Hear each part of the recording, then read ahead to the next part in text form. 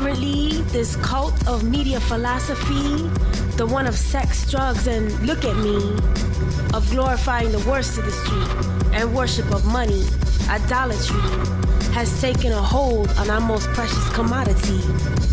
Our children are slaves to that which we do not see.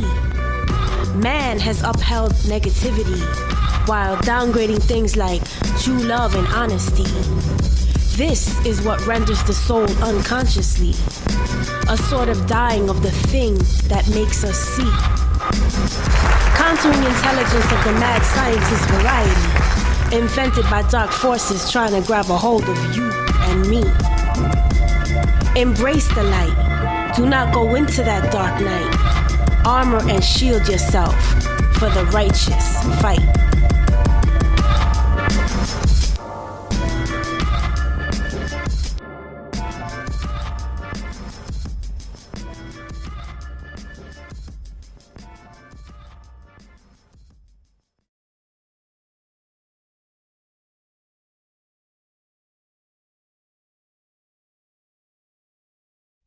Due to explicit language, viewer discretion is advised.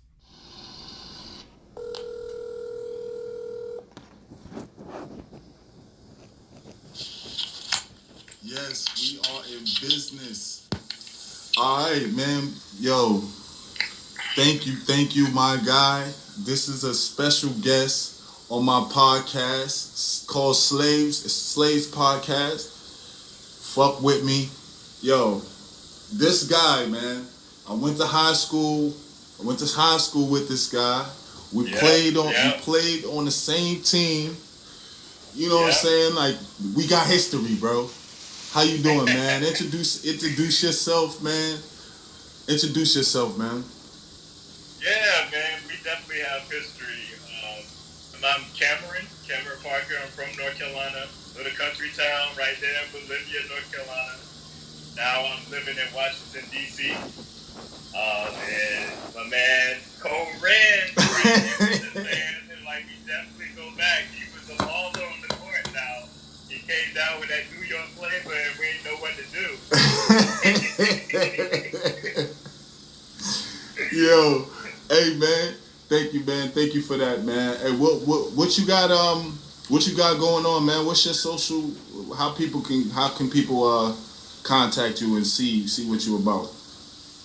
Yeah, definitely. I need to get better on my social game all the way around, but you can definitely check me out on tar_heel81 on Twitter. I mean, I gotta rep my Tar Heels, so you know it. I'm with the Tar Heels too, bro. I don't think I could do a podcast with a Duke fan. Nah, let me stop. Absolutely not. And you can also, I started recently writing for Medium and putting articles on there. You can just search those articles, my name, Cameron Parker, and I've been writing some pieces on there.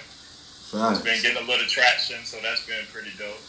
All right, so that's what you do. That's what you got going on, man. Tell me, like.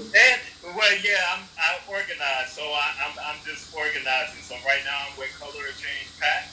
If you're familiar with Change, it's the largest racial justice organization online that organizes digitally. So I'm doing that. So I've been in the organizing space for quite a while now.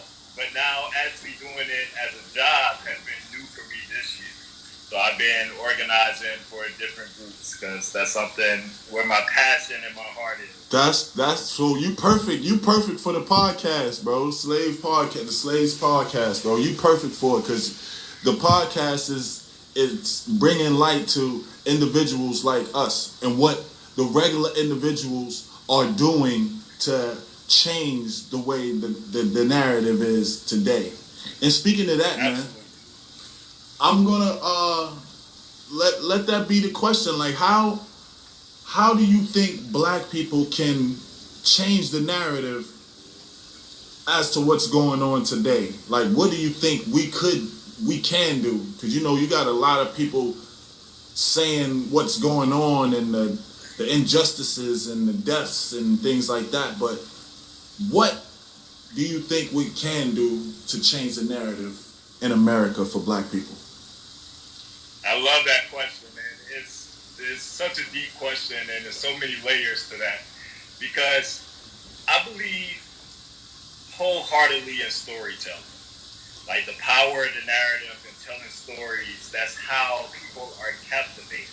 That's how we build relationships. It's just learning each other and learning each other's stories. And once you begin to learn a person, once you start seeing someone as a person, then that changes everything. Because right now, too often, we are seen as less than or this other kind of category. But something I think, some little things I think we can do to change the narratives, it's just about how we even define situations. How you brought up before, it is true, like black people, we are dying at disproportionate rates and things like that. And I say this stuff. I say all this stuff all the time, but that narrative can be potentially harmful in a way, because the more that you just repeat things like that, it makes it seem as if black people, as we're kind of weak or vulnerable, or something that's just outside of us that we can't control. That's a good point, you know? Bro. I kind of think I feel like, okay, on that topic, I feel like another way to change the narrative is, and this might be kind of controversial when I say this, but as far as like the narrative, in order for us to change the narrative, I feel like we should not integrate. I think we should come together, build ourselves, and strengthen what we got going on. You know what I'm saying? Rather than relying on the government, trying to fight for equality, trying to, vote and, for the lesser evils. You know what I'm saying? I feel like, no, I know where you're coming from. If we took the power into our own hands, because a lot of the stats will show that, black people spend a lot of money. It doesn't circulate in their own communities, and the list goes on and on. But how do you feel about the fact that integration, do you think that integration plays a part in trying to change the narrative?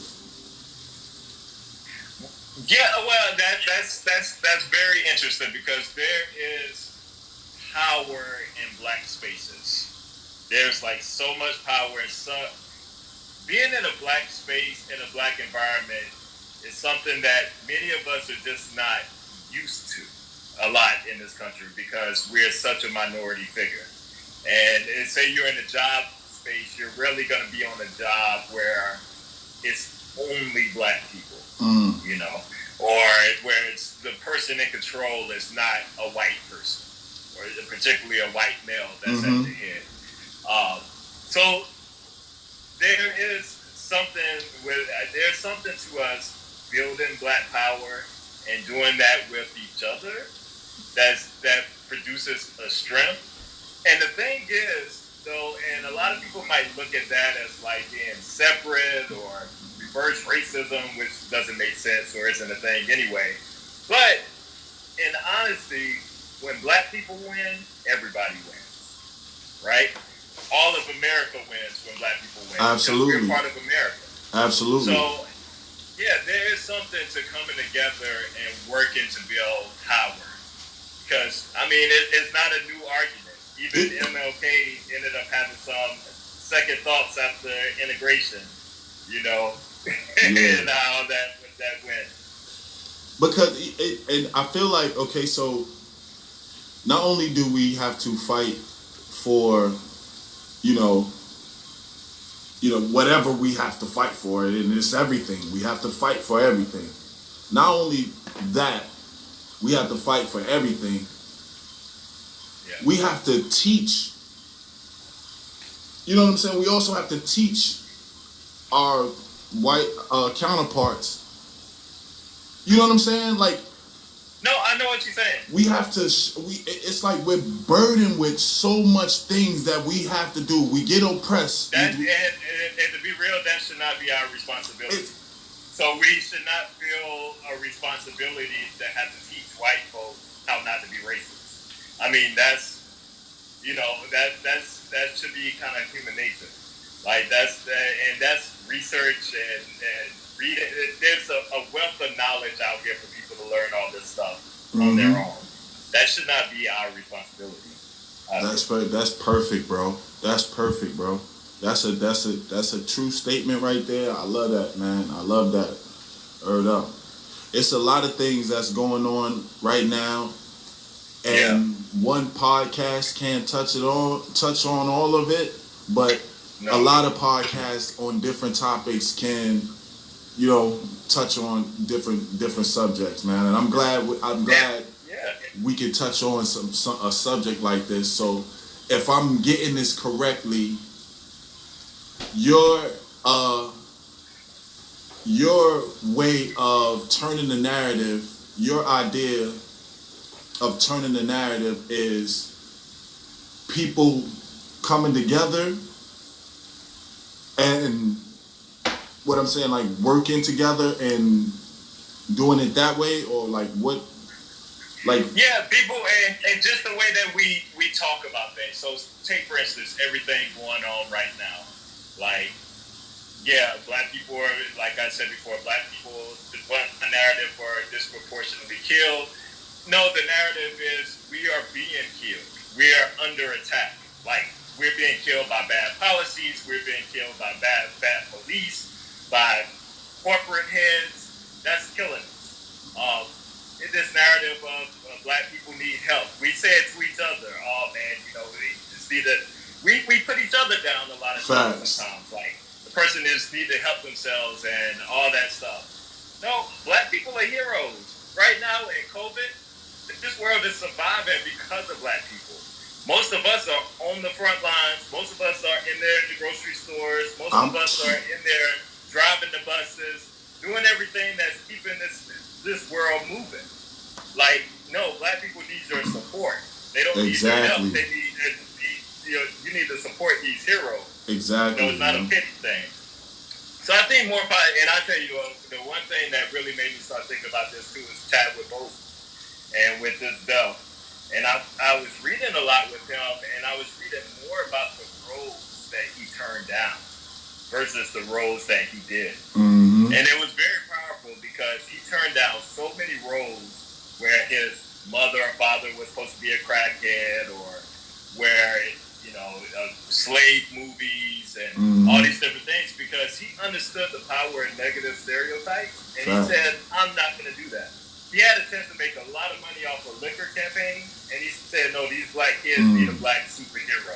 They don't need someone to follow that path. That's ill, man. Rest in peace, Mr. Baldwin. Man, Black Panther, man. I get touched up because it's like, I know. 1 minute you hear and it's like, damn. You know what I mean? Also, shout out to Michael B. Jordan too, because he's also an actor like that who turned down roles. That, you know what I'm saying? He plays a lot of strong roles. Man, this is perfect, man. I know I haven't spoke to you in years, man, and this is beautiful, man. Do you have a message that you want to send, or is there anything that you want to tell the people, or anything you want to get off your chest or whatever, man? Just let the people know, man. Right now,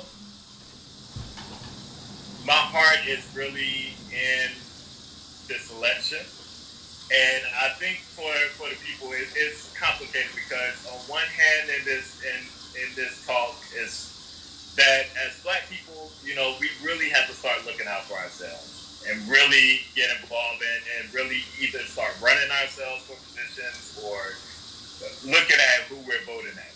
But we're at a moment right now where there's just a choice before us. And this country can go in a lot of different directions. And so my argument or my plea is to really, even though if someone isn't a perfect candidate right now, or that there isn't that perfect candidate for you, but vote for the person that you can still hold their feet to the fire more once they're in office. and that's not gonna lead this country down this road of destruction. What we see now, because right now this is, even though Trump didn't start all this stuff has been going on in America for a while, but he is fueling it. He's fueling it. He's throwing gas and whatever's so flammable. Yes, it's ridiculous in the way that it's just so ridiculous. So please get out there and vote.